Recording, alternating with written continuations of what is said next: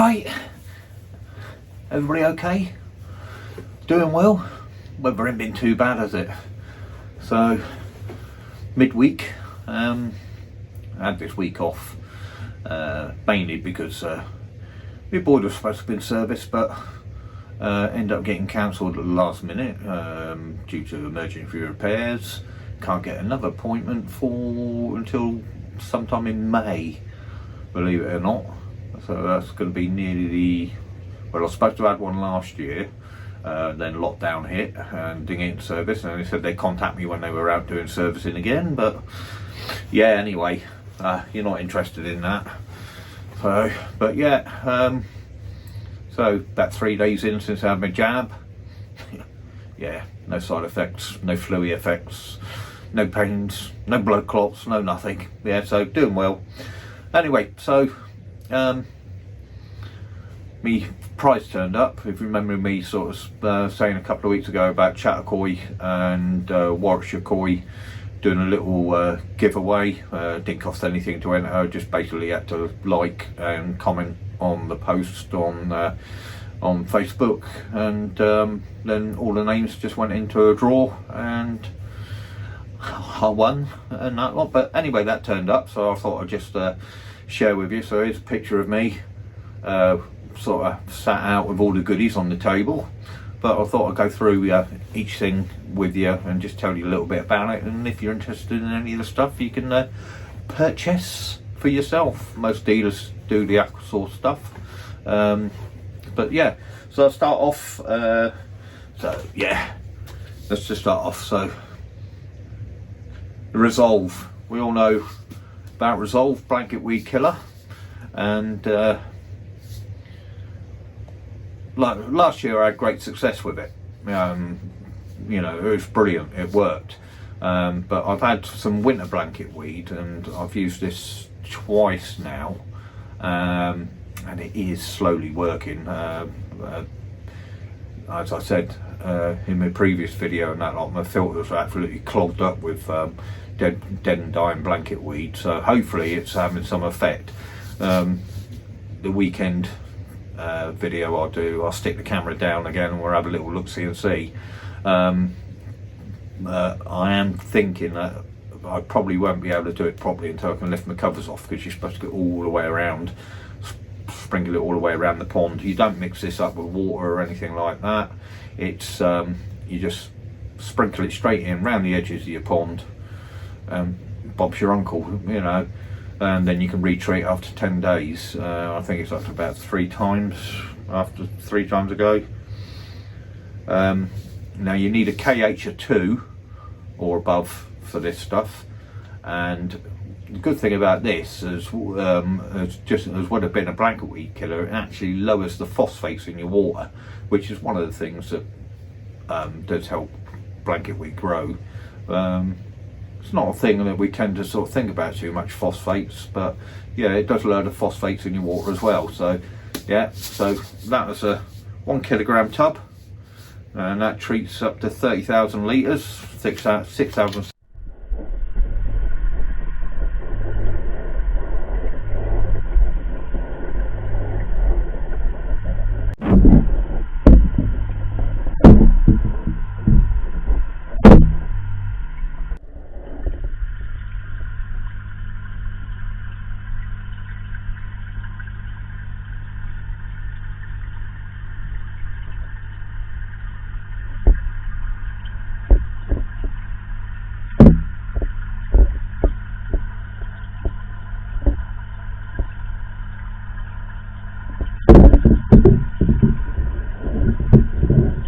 So that was one of the things I got. Then got the old Aquabalance Sphere with Sludge Control. So basically it's one of these balls will treat, again, 30,000 litres, 6,600 gallons. It's like a bacteria ball. Basically, lots of friendly bacteria. I don't think it says on there how many in there. Treats us. But basically it's almost an immediate remedy for ammonia or nitrate spikes. So coming into sort of like spring now, as the water temperatures rise and you start to feed your fish a bit more, you may well get an ammonia or a nitrate spike. You might not, but you may do. Once you get that spike, drop one of these little balls in. You can either drop it straight into the pond or into your filters and that lot, and it should immediately remedy this sort of thing. It helps keep your pond clean and healthy. And with added sludge control, what they say is it will help keep your pipeworks clean. Clean out your pipework, keep them all clean. So yeah, when I'll keep hold of this, shan't plonk it in the pond just yet. I shall keep it on standby just in case. Now the next one, I've been meaning to give this a try, but just ain't got round to it yet, and it's the Aqua Balance Vitalise. Yeah, so again, one bottle of this, it's a 1 litre bottle. This treats 20,000 litres, 4,400 UK gallons, 5,284 US gallons.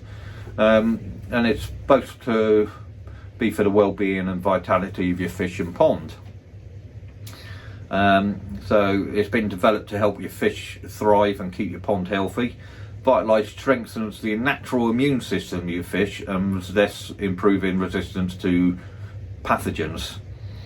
The combinations of the natural ingredients, and I'm reading off the back here for you, ingredients in Vitalise include vitamins and aloe vera, and can help stressful situations such as transportation, netting, rainfall, pH changes, and after you've medicated your pond and you're coming out of it.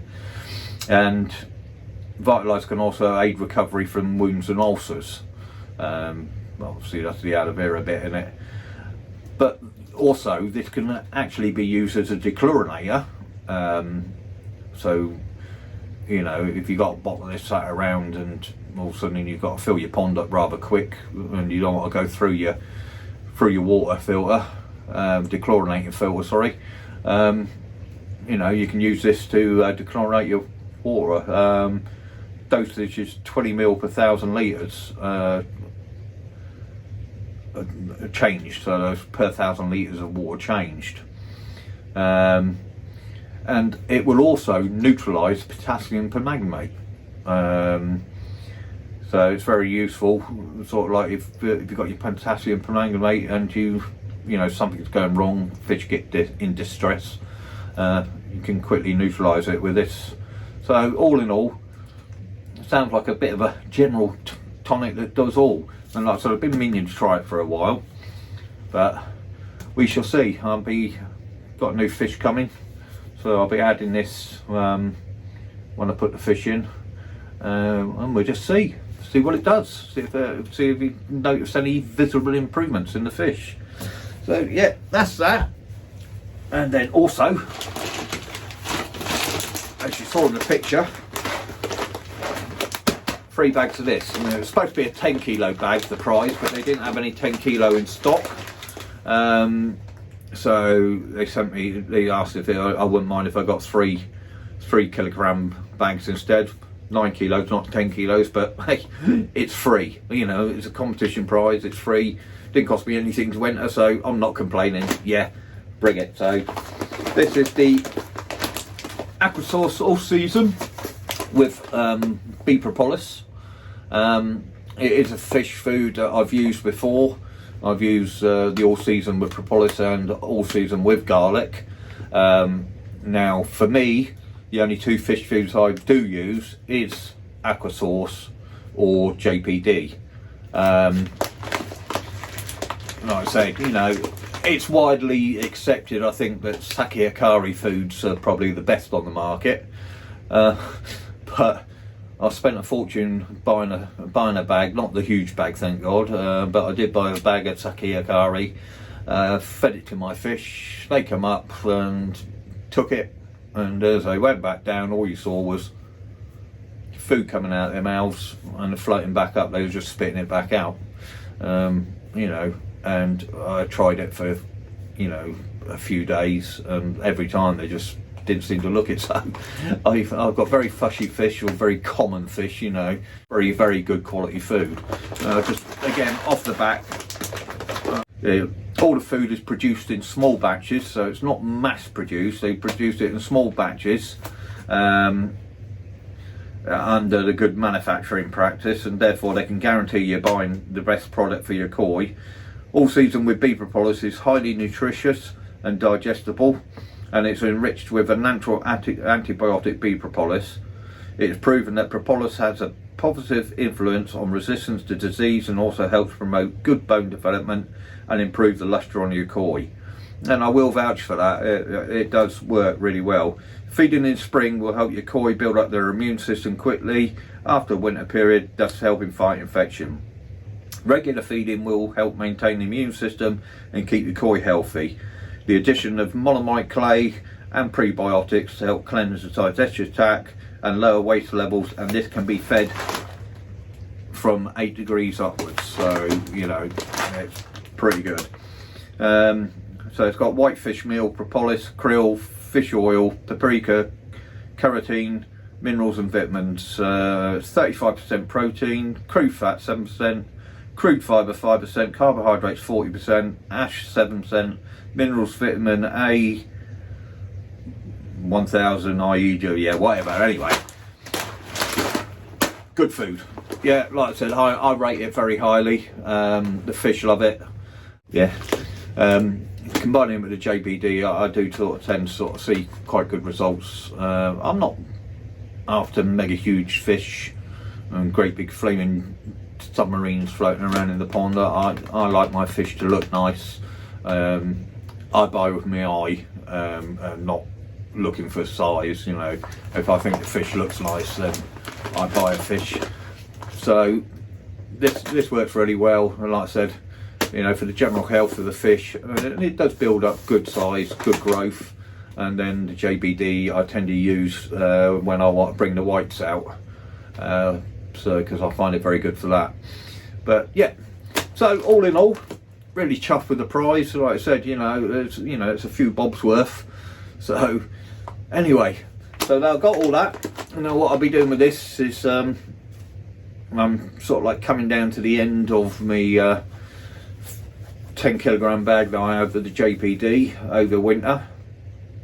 So what I will do, and this is just me, I know other people do it as well, instead of just swapping from one food straight onto another, what I do is I pour some of this in with the food I got in my tub at the moment, just mix it all up, use that up, and then they can start to get used to the taste of this, and I just add more of this to the feed as the days go, weeks go by, and then they've swapped straight over to this for now.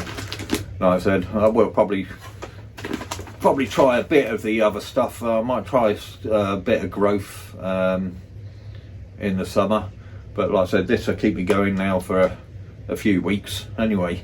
I'm not piling in the feed just yet. It's still in warm enough. I'm can't track the outdoor temperatures yet, even though I'm heated. I'm going to wait for the outdoor temperature to catch up with the pond temperature, and then as they go up and I've got the covers off, then I'll track them and keep it stable. Probably be hitting probably about 21, 22, keeping it at that over summer, and see how that goes on the air source heat pump costs in the summer. Alright, well, I'm going to talk. We were just talking about potassium permanganate and neutralising it. Right, I'm going to go in because it's a bit cold out here in the summer house, and I'm going to have a little talk about a paper I read online from a very trusted source, and I'll tell you who that is in a minute, about potassium permanganate. And it's not my opinion. Don't jump down my throat when you hear what I'm going to say. It's not my opinion. It's just something I read, and I think it needs to be put out there for people to make up their own minds. But yeah, it's quite interesting. All right, I'll see you inside in a minute. So you ever had one of them weeks where no matter sort of like how long you're working at something, and you know, day and night, you just don't seem to get anywhere doing it. That's been a week I've had. I said I was going to talk to you about potassium permanganate and a paper I read. I'm going to do that right now, at last. Anyway, Dr. Paula Reynolds is probably a name that a lot of you know in the koi world. Her company is Lincolnshire Fish Health. Now, Dr. Paula Reynolds is a consultant in fish medicine and an aquatic pathobiologist. And the centre where she works, her and her team basically look into fish diseases, the treatments, new treatments, and the effects thereof in a basic roundabout term. You know, if you ever get a sick fish, sick koi and that lot, and it's you think it might be sort of like a you might need antibiotics to treat it or something like that, you can send off to Lincolnshire Fish Health, get a swab kit, swab your fish, send it back. They'll look at it under the microscope and tell you what it is and suggest what treatments you need, and then you can go down to your local veterinary and get the right antibiotic for your fish. But anyway, they also sort of, like I said, they do researches into fish treatments, chemicals and stuff like that, and their effects on their fish. Now, I read quite an interesting one, and excuse me because I'm going to read it to you because it's there's a lot to understand, so excuse me for looking down. But anyway, so it's potassium permanganate, which it goes on just to explain what it is. It's a odorless dark purple granular and sunblend crystal powder. It's an oxidizing agent with disinfectant properties, and its chemical formula is KMNO4. And years ago, it was often referred to as Condy's crystals. Now, potassium permanganate has been used in koi keeping for many years, and as a generic substance, it should always be open to debate. Such substances have not been fully investigated in their current role in pond treatment, and in pond treatment it's based on the historical use. Now, what's saying by that is, because I phoned Paula up and sort of had a word with her, basically any treatment that comes onto the market for sale in the UK, there's no research by sort of like any government or body or anything like that to see what effect it has on your fish. All that happens basically is they just look at the ingredients. If there's no banned ingredients, then it's passed. So there's no actual research carried out independently from the company to find out what happens to it. So, potassium permanganate, like I said, it's been used for years, by word of mouth, and it's like passed down fish keeper to fish keeper because it works. It does what you use it for. But like I said, Paula or Dr. Reynolds, or however she'd like to be addressed. Anyway, so what they decided to do some research into it. Now, its next section is monitoring koi during research. Now, changes take place in a fish after any chemical treatment, and if they continue to behave normally, the conclusion is that no adverse reaction has occurred. In reality, there's always some reaction, even if it's minor.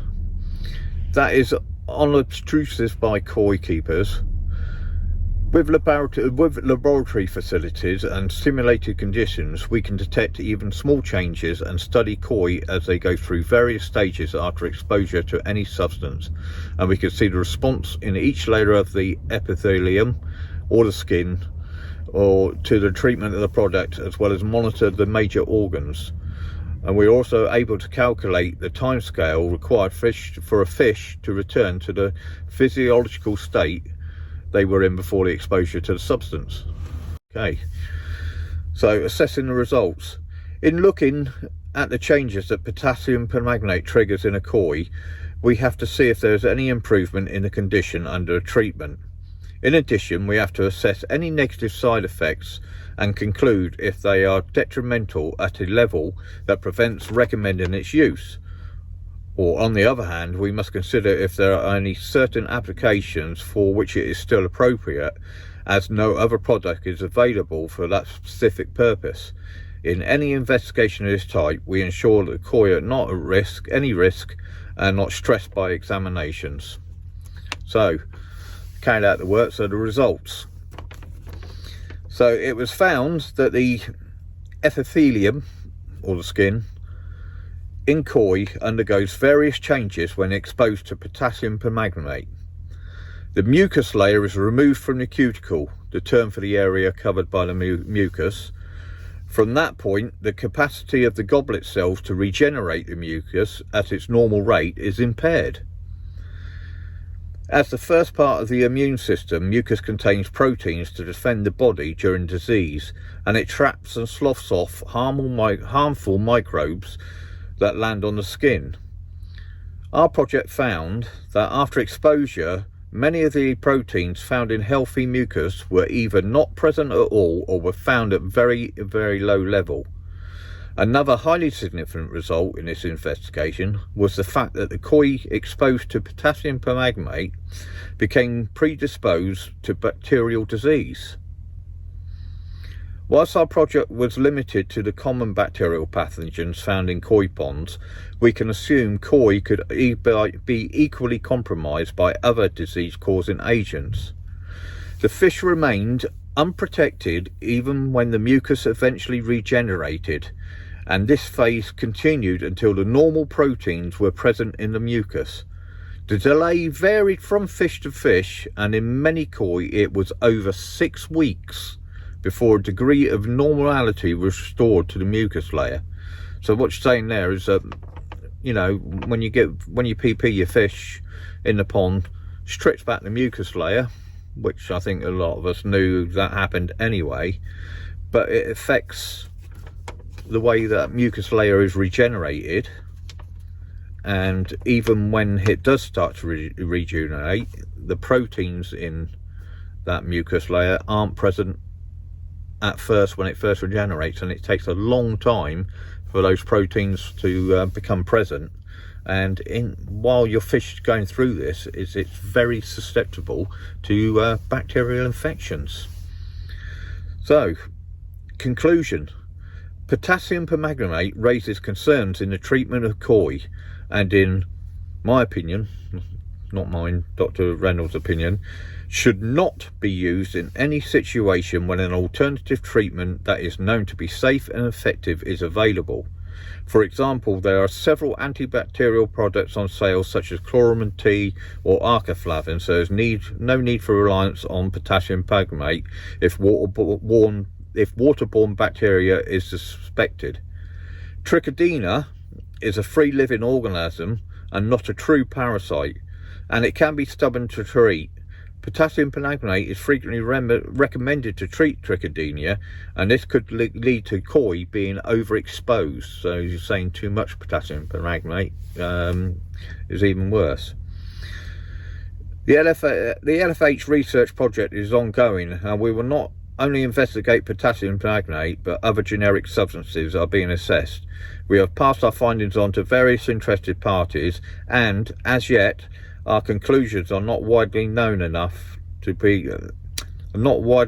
although concern has been noted.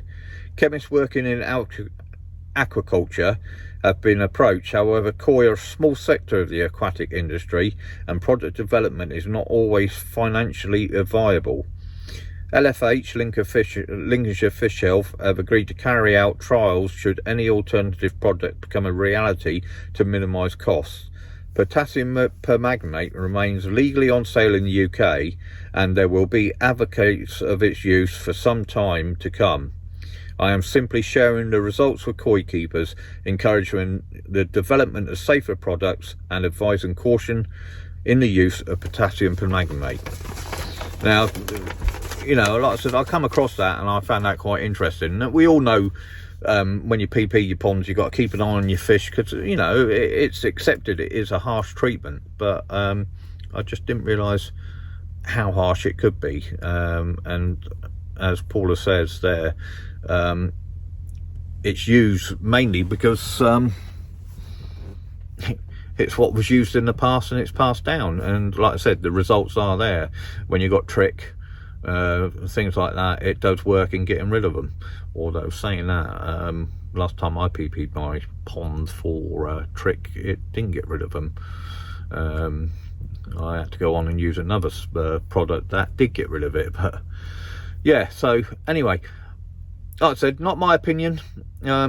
It's research that's been carried out by Dr. Paula Reynolds and her team, and you know, that's their findings, so please don't have a go at me. But I thought, you know, it needed to be shared. People need to know, really, you know, because like I said, it's a go-to treatment. You just automatically reach for it, and you're not, you know, unaware of the wider consequences. Anyway, all right guys, a bit of a funny one this week. Like I said, not really a good look at the fish, but I'm releasing another video again in a couple of days.